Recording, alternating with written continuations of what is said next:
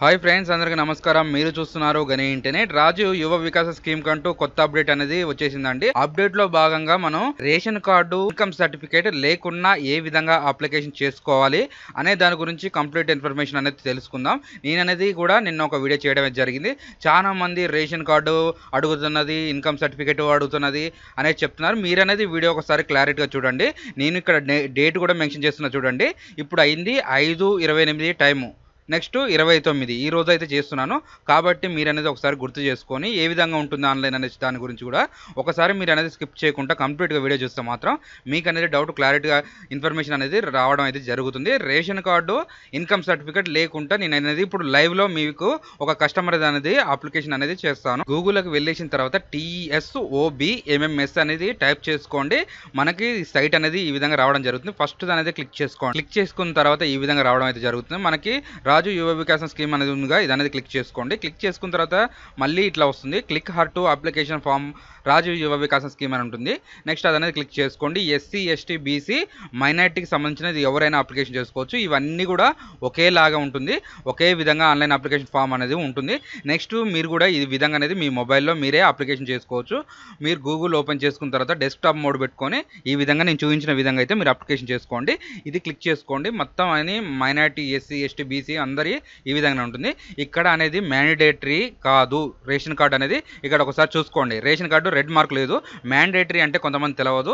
Mandatory అంటేనేమో అసలు useful, అది ఖచ్చితంగా ఉండాల్సింది అనేదే మ్యాండేటరీ అంటారు. ఇప్పుడైతే దీనికి యూస్ఫుల్ అయితే ఇది కాదు. మీకు రేషన్ కార్డు నేమ్ ఉండాలి, రేషన్ కార్డు నెంబర్ ఉండాలి. ఇవి రెండు మ్యాండేటరీ అనేది ఇక్కడ ఇచ్చారు. చూసుకో. ఇక్కడ ఎంటర్ చేసుకున్న తర్వాత రేషన్ కార్డు ఉన్న వాళ్ళదైతే ఆటోమేటిక్గా నెంబర్ అనేది రావడం జరుగుతుంది. రేషన్ కార్డు లేని వాళ్ళదైతే ఆడ ఏం రాదో అక్కడైతే ఎంటీగా చూపిస్తుంది.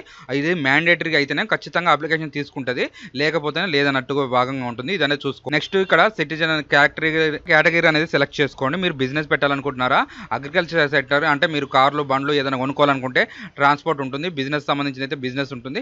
ఈ విధంగా అనేది ఉంటుంది. ఇక్కడ మీ షాపు మీకు అవగాహన ఉన్నదాన్ని అయితే మీరు అయితే సెలెక్ట్ చేసుకోండి. నేను అనేది ఒక విధంగా మీకు చూపించాలి కాబట్టి ఇక్కడ చూడండి. 2 లక్షల నుంచి 4 లక్షల వరకు ఎంతైనా లోన్కి అప్లికేషన్ చేసుకోవచ్చు అనేది ఇక్కడ మనకు రావడం. దీన్ని గో అని క్లిక్ చేసుకోండి. ఈ విధంగా వచ్చిన తర్వాత ఇక్కడ డిస్టిక్, మండలం, విలేజ్, గ్రామ పంచాయతీ అనేది కరెక్ట్గా ఆధార్ కార్డులో ఏ విధంగా ఉంటే ఆ విధంగానే మీరు అయితే ఎంటర్ చేసుకోండి. చేసుకున్న తర్వాత మనకి ఇక్కడ సబ్సిడీ అనేది రావడం జరిగింది. ఇక్కడ సబ్సిడీ ఎంత ఉంది, 2 లక్షల నుంచి 4 లక్షలు తీసుకోవచ్చు అనేసి చెప్తున్నారు. నేను ఎగ్జాంపుల్గా మీకు 2 లక్షలే తీసుకుంటాను అనేసి ఎగ్జాంపుల్ పెడుతున్నాను. ఇక్కడ 2 లక్షలు పెడితే 1,60,000 అనేది మనకు సబ్సిడీ అనేది కట్ కావడం జరిగింది. దీంట్లో వచ్చేసి మనం బ్యాంకుకి 40,000 రూపాయలు అనేది వడ్డీ లేని రుణం అయితే కట్టవలసి వస్తుంది బ్యాంకుకి అనేది. అదొకటి చూసుకోండి. నెక్స్ట్ ఇక్కడ బ్రాంచ్ అనేది మనకి కొత్త మీ దగ్గర ఉన్న అకౌంట్ అయితే చూపించట్లేదు. మీ మండలం, గ్రామ పంచాయతీ, డిస్ట్రిక్ట్ సెలెక్ట్ చేసుకున్న తర్వాత అక్కడ ఏ బ్రాంచ్లు చూపిస్తే ఆ బ్రాంచే సెలెక్ట్ చేసుకోవాలి. మీరు సెలెక్ట్ చేసుకున్న తర్వాత మళ్ళీ తర్వాత అంటూ అకౌంట్ తీసుకోవచ్చు అండి, అకౌంట్ ఓపెన్ చేసుకోవచ్చు. లేదా మీ దగ్గర ఉన్న అకౌంట్ ఓపెన్ అయినా పర్లేదు.